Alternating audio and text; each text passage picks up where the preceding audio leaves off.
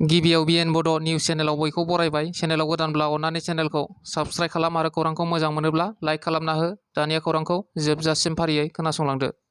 गसाइगावआव फिन आरोबाव गंनै बलेर' पिकआप गारिनि बयलार दाउ फबदों। दाउखौ जेसिबिजों हाखर जावनानै 3,400निबो बारा गोथां बयलार दाउखौ फबो।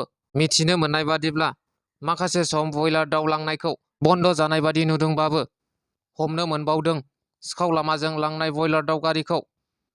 थांनाय मैयानि मोनायाव गसाइगाव साबकाटा पुलिसनि संदाननायाव हमनो हायो गंसे बयलार दाउ गारि। लोगोसे सेरफांगुरि पुलिसनि सिग्रोमनायावबो हमनो हाबावो गंसे बयलार दाउ गारि। आसाम सरकारनि एसअपि बायदियै पुलिस सिआरपिएफफोरनि नोजोर होनायजों गसाइगाव सहरनि 5 किल'मिटारसो गोजानाव थानाय हाराफुटायाव गंनैबो गारिनि गासै 3,400 गोथां बयलार दाउखौ फबनाय जादों। हमजानाय गंनै बलेर' पिकआप दाउ गारिनि नाम्बारखौ AS018C9076, AS18SC3001 होननानै मिथिनो मोननाय जादों। सासे आइजो आन्दायनानै दङ।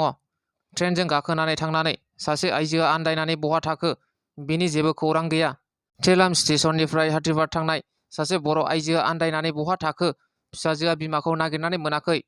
धेमाजि जिल्ला जनाइ महकुमा थेलाम पन्चायत खयराबारि गामिनि रमिला गयारिया आंगो फिसाजोजों फुंनि 8 रिंगासो समाव थेलाम रेल स्टेशननिफ्राय हाथिबार थांनो थाखाय ट्रेन गाखोनो नागिरनायाव थेलाम स्टेशनाव मानसिनि होंगो दोंगोनि जाहोनाव गुबुन गुबुन दाबायाव गाखोनायनि जाहोनाव बिमा रमिला गयारिया बबेयाव ओंखारहैखो फिसाजोआ जेबो मिथियासै।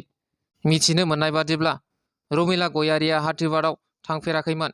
बेनि थाखायनो आंगो फिसाजोआबो गावनि बिमाखौ बहा थाखो जेबो मिथियासै। दायो न'खरनि सुबुंफोरा सोरबाफोर बे आइजोखौ बबेयावबा लोगो मोनोबा अन्नानै धेमाजि जिल्ला गेजेर जनाइ दख'रा एबसुनि आफादगिरि मन्टु बर'नो नागिरनानै होनो थाखाय खौरां होदों।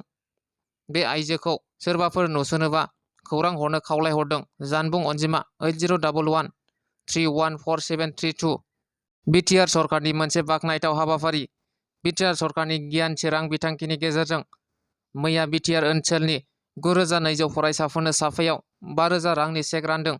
बिटिआर ओनसोलनि सोलोंथाइ बिफाना बिटिआर ओनसोलनि गुबुन गुबुन फरायसालियाव फरायबाय थानाय गोरिब न'खरनि फरायसा फरायसुलिफोरनो गियान सोरां बिथांखिनि गेजेरजों 5,000 रांनि अनसुंथाइ चेक राननानै होदों। क'क्राझार सहरनि बिगियान फरायसालिमानि नीलकमल ब्रह्म सावराय जथुम न'ब्लाङाव सोलोंथाइ बिफाननि डाइरेक्टर जगदीश प्रसाद ब्रह्मनि मासि सामलायनायाव खुंफुंनाय गियान सोरां बिथांखिनि गेजेरजों चेक राननानै होनाय हाबाफारिखौ बिटिआरनि गाहाय खुंगिरि प्रमद बर'आ बेखेवनानै होयो। लोगोसे बाहागो लाबावदों सानजा क'क्राझार बिधानसभा बियाबनि एमएलए लरेन्स इस्लारि, मावफुं सोद्रोमा अरुप कुमार दे, सम्पक बिगियान फरायसालिमानि गोरायुं आर्यन सिंहाजों लोगोसे फरायसा फरायसुलिफोर आरो दिथागिरिफोराबो बे हाबाफारियाव बाहागो लादों। खासिक'त्रा बिसिडिसिनि सिङाव थानाय सथ' सामथाइबारि ओनसोलनि लंकाफारा गामिनि रायजो राजाफ्रा खासिक'त्रा बिसिडिसि चेयारमेन सर्गे बसुमतारीनि सायाव पिएमएवाइ न' लुफुंनानै होयैनि सायाव अजद दैखांदों।